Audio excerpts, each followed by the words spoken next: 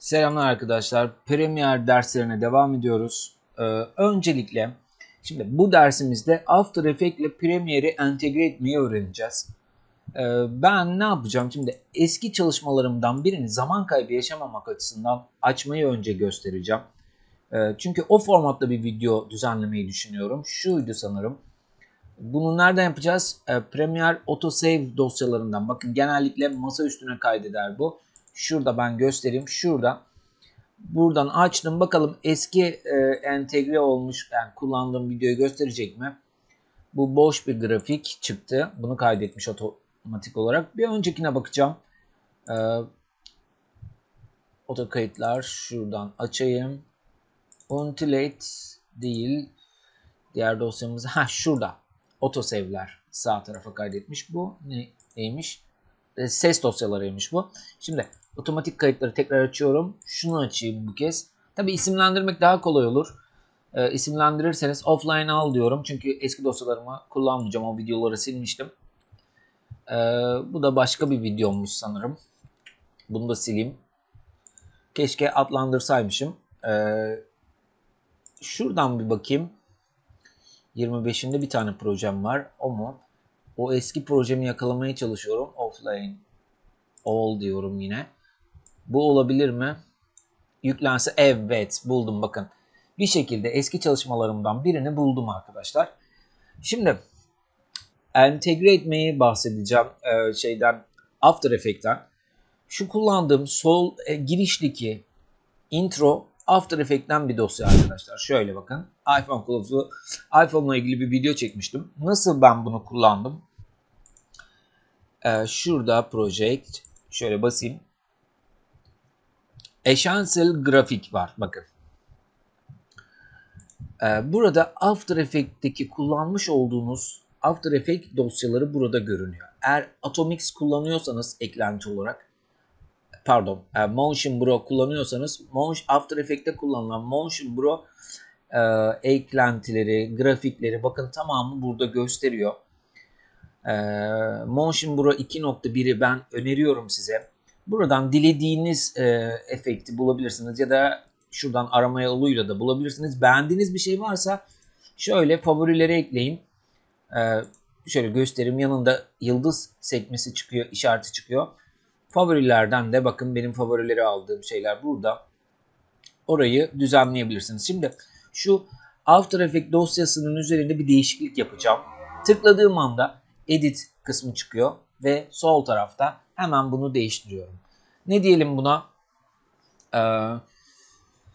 Premiere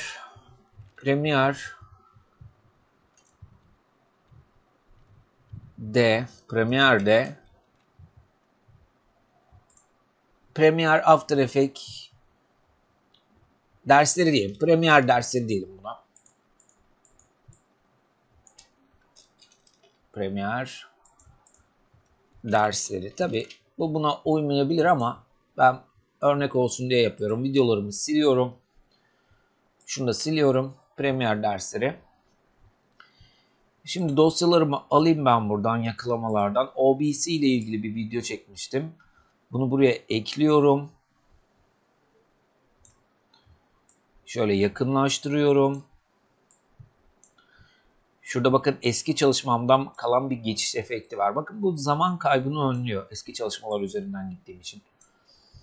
Ben genellikle biliyorsunuz sesleri 6'ya getiriyordum birçok platformda. Bakın şurada bir hata yaptım mesela. Ne oldu? Yanlışlıkla şurayı kestim. Ne yapıyorum? Hemen Edit'ten geri alıyorum. Undo diyorum. Bir daha geri alalım. 2 defa yanlış yapmış. Redo desek. Redo tekrar ileriye alalım. Şurada bir boşluk oluştu. Bakalım neymiş o. Şöyle baş alalım, bir kontrol edelim. Videomuz çalışsın. Premiere dersleri. Geçiş. Evet, videoya geçtim. Şu Toko'ya tam sığmıyor. Ne yapacağım? Biraz geriye alacağım bunu. Şu boşluğu sileceğim delete ile. Şu sosyal medya ikonumu da aldım. Bakın şu geçişi buraya uyguluyor. Hemen videonun başında benim adım da çıksın. Instagram şeyim. Şu bakın Instagram Bu sığmamış. Bunu hemen biraz kenara alıyorum. Tıklıyorum. Sol tarafa kaydırıyorum.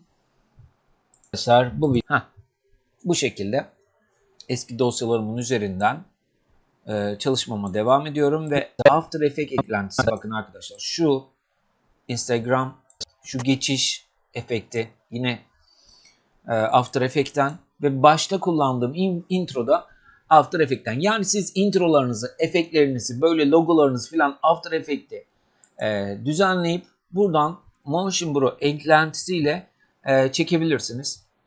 Şimdi sesimi ne yapacağım? Arttıracağım. 6 yapıyorum. Şöyle bir, evet. 1.4'te çalışıyor tabii. Premiere dersleri sanırım bu kadar yeter. Girişte de zaten benim kullandığım eklentilerden yine Composer. Evet, Premiere Composer'dan bir geçiş eklentisi var. Bu kadar yeterli. Bir de sonuna şöyle hemen kısa yoldan ileri alacağım şuradaki şu tuşla. Videonun sonuna bir slide, yani geçiş yapayım. Video Effects, Video Translation ve benim her zaman kullandığım Cross Dissolve'yi buraya ekleyeyim. Silinerek kapansın videomuzda. Herhangi bir müzik yok. Müzik de ekleyebilirsiniz tabii isterseniz. Müzik kısmını şu alt kısma ekleyebilirsiniz. Bakalım. Videomuz açılıyor. Premiere dersleri dedik.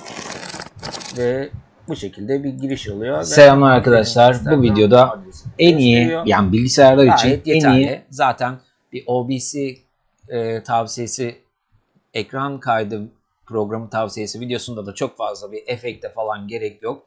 Hemen işimizi görüp anlattığımız bir video. Bu kadar. Ctrl M ile, şimdi yine ekran kaydı olduğu için daha önce yine demiştim, çok fazla yüksek çözünürlüğe gerek yok. Orta düzeyde ben bir kayıt alıyorum. Şuradan ismi değiştiriyorum. Bu şekilde arkadaşlar 64 MB'a kadar düştü video. After Effects, Adobe Premiere bağlantısı bu şekilde. Bir sonraki dersimizde görüşmek üzere. Kendinize iyi bakın. Hoşçakalın.